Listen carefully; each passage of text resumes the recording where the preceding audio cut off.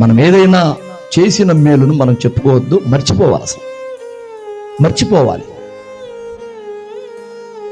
మేలు చేస్తే ఒకవేళ నువ్వు గనక ఎవరి దగ్గరైనా సహాయం పొందేవా, దాన్ని మాత్రం మర్చిపోవద్దు. చేసినోడు మర్చిపోయినా పొందిన వారేమో మర్చిపోవద్దు.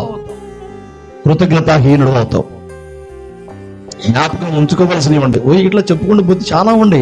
జ్ఞాపకం ఉంచుకోవాల్సింది ఏంటి, అసలు మర్చిపోవాల్సింది ఏంటి ఉండే. అవి చెప్పాను, నేను టూకీకి చెప్పాను. ఇప్పుడు అంతే, ఒకరోజు చెప్పుకున్నాం. అయితే ఇక్కడ నన్ను జ్ఞాపకం చేసుకో అని ఒక మనిషి ఇంకొక మనిషిని అడుగుతున్నాడు.